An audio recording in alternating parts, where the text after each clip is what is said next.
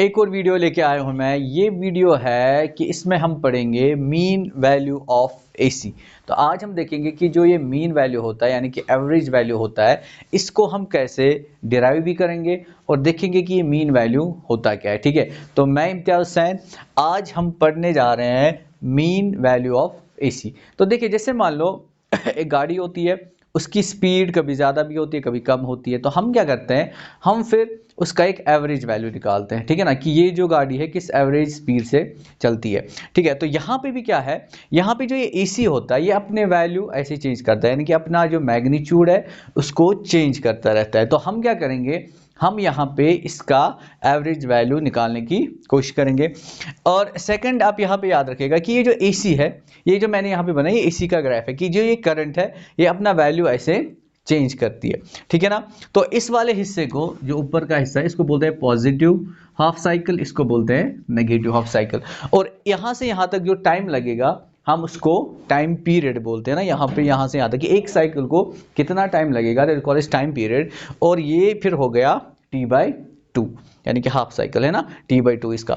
तो और ये जो है this we call as peak value, कि ये जो एसी है कितना पीक वैल्यू बनाता है, जैसे I0, तो यहाँ से भी आएगा I0। तो लेकिन ये पॉजिटिव हाफ साइकिल है, ये नेगेटिव हाफ साइकिल है। कहने का मतलब ये है कि पॉजिटिव मतलब कि इसकी डायरेक्शन एक साइड से अगर होगी, मान लो डायरेक्शन ऐसे है, तो लेकिन जब नेगेटिव साइकिल आएगा तो डायरेक्शन इसका अपोजिट हो जाएगा, तो एक प्लस बनेगा एक माइनस बनेगा। तो चलिए स्टार्ट करते हैं, देखते हैं कि इसका जो मीन वैल्यू होगा वो क्या होगा। देखिए, अगर मुझे निकालना है मीन वैल्यू ऑफ एसी, ठीक है ना, ओवर ए कंप्लीट साइकिल, ठीक है।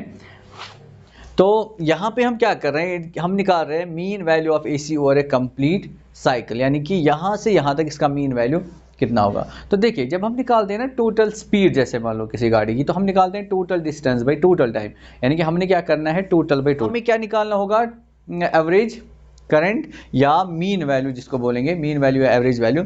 तो हम क्या करेंगे, हम लेंगे टोटल चार्ज। क्या लेंगे, टोटल चार्ज, कि कितना टोटल चार्ज फ्लो हुआ होगा और डिवाइड बाय टोटल टाइम। तो अगर आप यहाँ पे देखोगे कि यहाँ पे क्या होगा यहाँ पे ये होगा कि ये वाला जो है, मान लो इसका कुछ वैल्यू आएगा, ठीक है ना, कि जैसे करंट का वैल्यू यहाँ से कुछ आएगा, तो यहाँ से भी एग्जैक्टली उतना ही आएगा, क्योंकि ये पॉजिटिव है ये नेगेटिव है। तो अगर इसका आंसर पॉजिटिव में आएगा, उतना ही इक्वल इसका नेगेटिव में आएगा। तो कहने का मतलब है जब हम टोटल करेंगे वो फिर जीरो आएगा। तो कहने का मतलब ये है कि जो मीन वैल्यू और एक कंप्लीट साइकिल होगा वो जीरो के बराबर होगा, यानी कि over A complete cycle the mean value will be equal zero. तो क्वेश्चन क्या आता है, क्वेश्चन ये नहीं आता है, क्वेश्चन ये आता है कि आप मीन वैल्यू निकाल के दो, लेकिन ओवर ए हाफ साइकिल, मान लो यहां से यहां तक ही। तो हमें क्या करना है, हाफ साइकिल का हम अब निकालेंगे, लेकिन mean value of over A complete cycle वो तो पक्का जीरो ही होगा। ठीक है, यहां से यहां तक हाफ साइकिल का हमें क्या निकालना है, मीन वैल्यू। तो अब देखो, पहले हम क्या करेंगे, लेट करेंगे कि जो करंट है, जो एसी होती है करंट, उसकी जो इक्वेशन होती है that is I0 sine of omega t. ठीक है ना, तो करंट की जो इक्वेशन होती है I0 sine of omega T, वो आपको पता होगा, क्योंकि इस जैसे साइन कर्व होता है ना वैसे ये चेंज होती है। तो इसकी इक्वेशन ये है I=I0 sign of omega T करके। ठीक है, अब हमें अगर इसका निकालना है तो हम क्या करेंगे, यहाँ पे एक छोटा सा हिस्सा लेंगे, जैसे मान लो दैट इज कि इस हिस्से में देखेंगे कितना चार्ज फ्लो होगा। जैसे मान लो स्मॉल टाइम के लिए देखेंगे, तो स्मॉल टाइम के लिए जैसे जिसका नाम है dt रखूंगा, तो चार्ज भी फ्लो होगा कितना, स्मॉल चार्ज ही फ्लो होगा, that is dq charge flow होगा। ठीक है, तो अब हमें क्या करना है, हमें टोटल चार्ज निकालना है यहाँ से यहाँ तक। तो अगर मैंने पहले क्या निकाला, dq, फिर dq करके, तो अलग अलग हिस्से हो जाएंगे इसके। उन सारे हिस्सों को जब मैं सम करूंगा तो मुझे टोटल चार्ज मिलेगा कि यहाँ से यहाँ तक कितना चार्ज फ्लो हुआ है। ठीक है, तो इसलिए मैं लिखूंगा कि जो dq होगा वो होगा बराबर I dt करके। क्यों, क्योंकि चार्ज होता है करंट इंटू टाइम, तो यहाँ पे टाइम है ना स्मॉल, तो मैं लिखूंगा I इंटू डी टी। अब क्या करेंगे, ये वैल्यू पुट कर दो, तो d q will be equal I0 sine of omega t d t. ठीक है, तो ये आएगा हमारा यहाँ, ये छोटे से जो डी टी हमने लिया, छोटा सा टाइम लिया, उसमें इतनी मतलब इतना चार्ज फ्लो हो रहा है। तो हम क्या करेंगे इसके बाद कि हमें सारे हिस्सों का लेना है, जैसे मान लो ए को डी क्यू है, डी क्यू करके बहुत सारे, तो सम करना है, तो means we have to integrate it. हम इसको इंटीग्रेट करेंगे बोथ साइड्स, ठीक है ना। तो जब मैं इंटीग्रेट करूंगा तो it will be integration of d q from 0 to q. यहाँ से भी इंटीग्रेट करेंगे, it will be I naught sine of omega t d t. कहाँ से कहाँ तक? फ्रॉम 0 टू, अब देखो हमने कहाँ से कहाँ तक निकालना है, 0 टू टी तक नहीं निकालना है, बल्कि 0 टू टी बाई टू, यानी कि हाफ साइकिल। तो it will be 0 to t by two करके, ठीक है ना। तो ये तो क्यों हो जाएगा। अब देखो this is called as maximum value.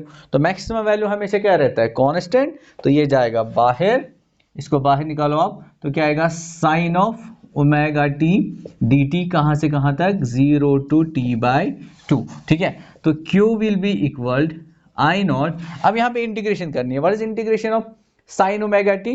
That is minus cos of omega T. और यहाँ पे इस हिस्से को नीचे डिफरेंशिएशन करें, ये रूल होता है ना कि नीचे हम क्या करेंगे, जो साइन के बाद बचेगा उसकी नीचे डिफरेंशिएशन, तो that is differentiation of omega T. तो डिफरेंशिएशन ऑफ ओमेगा टी क्या हो जाएगी? ओमेगा, बाकी वैसे लिखना है 0 टू टी बाई टू तक। अब यहाँ पे क्या करेंगे, जो Q होगा वो होगा बराबर, देखिए इस माइनस को ओमेगा को मैं यहाँ पे लिखूंगा ऐसे, minus I not by omega. बाकी क्या बचेगा उसको यहाँ पे लिखो, इट इज कॉस ऑफ, क्या बचेगा? ओमेगा, है ना। यहाँ पे ध्यान से देखिए, ओमेगा जो होता है, ओमेगा ये होता है 2 पाई बाई टी करके, 2 पाई बाई टी। तो हम क्या करेंगे, ये वैल्यू यहाँ पुट करेंगे, कॉस ऑफ ओमेगा की जगह क्या लिखेंगे? 2 पाई बाई टी, ठीक है इतना, गुड। अब यहाँ देखिए, ये जो है ना स्मॉल टी, अब ओमेगा टी, इसको अपर लिमिट करना है, वैल्यू पुट करना है अपर लिमिट, फिर इसके बाद करेंगे लोअर लिमिट। तो अपर लिमिट क्या है? T by to. तो यहाँ पे लिखेंगे टी बाई टू माइनस, फिर करेंगे कॉस ऑफ लोअर लिमिट, वो कितना है? 0। तो ये सीधे कॉस 0 ही बनेगा, तो it will B cos of 0, ठीक है। तो what is Q equal minus I not by omega, क्या हो जाएगा? T and T cancel, 2 2 cancel, that is cos of pi minus cos of 0। अब आपको क्या करना है, बस ये देखना है व्हाट इज कॉस ऑफ 0 और कॉस ऑफ पाई। तो कॉस ऑफ पाई कितना होता है वो यहाँ पे पुट कर दो। तो Q will be equal minus I not by omega, cos pi होता है -1 और कॉस 0 होता है 1। तो ये बनेगा -1 -1 हो गया -2, और माइनस माइनस यहाँ पे प्लस होके हो जाएगा। तो Q will be equal twice I not by omega. तो इतना चार्ज फ्लो होगा यानी कि हमने क्या देखा, अब यहाँ से यहाँ तक इस टाइम में 0 टू टी बाई टू तक जो चार्ज फ्लो हो रहा है, टोटल चार्ज जो फ्लो हो रहा है, that is Q is equal 2 I not by omega. तो मैंने क्या बोला आपको कि अगर आपको मीन वैल्यू निकालना है या एवरेज वैल्यू निकालना है, उसको मैं लिखूंगा आई एम से रिप्रेजेंट करूंगा। तो मीन वैल्यू जो होता है वो होता है total charge by total time करके, है ना। Total charge divide by total time, ठीक है। तो फिर मीन वैल्यू क्या हो जाएगा? टोटल चार्ज, टोटल चार्ज तो यही है ना, twice I not by omega, और डिवाइड क्या करना है? Total time. तो यहां से यहां तक जो टाइम है ना वो t बाई टू है, तो मैं इसको करूंगा divide by t by two. तो अब देखिए आगे ये क्या हो जाएगा, यहां पे it will go like this. देखिए तो इसको हम ऐसे भी लिख सकते हैं, इस t बाई टू को यहां से मल्टीपल कर दो इजी करने के लिए, तो it will be I m into t by two, ठीक है ना। इसको यहाँ पर मैंने इससे मल्टीपल कर दिया, तो क्या बचा? Twice I not divide by, अब देखिए यहाँ पे क्या ओमेगा, तो मैंने क्या बताया, ओमेगा होता है 2 पाई बाय टी, तो मैं लिखूंगा 2 पाई डिवाइड बाय टी, तो ये है डिवाइड बाय डिवाइड, तो इसको मैं ऊपर भी लिख सकता हूँ, तो it will go like this into T, ठीक है ना। अब ये टी और ये टी कैंसिल, ये 2 कैंसिल कर दो, तो मीन वैल्यू जो आएगा that will be 2 by pi of I not. तो मीन वैल्यू जो निकलेगा ओवर ए हाफ साइकिल, ठीक है ना, एसी का, वो हमेशा होता है बराबर 2 by pi off peak value, ठीक है। तो अगर 2 बाई पाई को भी आप डिवाइड करोगे तो वो कितना आएगा? 0.637 ऑफ आई नॉट, यानी कि पीक वैल्यू को एसी के पीक वैल्यू को जब हम मल्टीपल करेंगे 0.637 से, तो हमें क्या मिलेगा? हमें उसका मीन वैल्यू मिल जाएगा।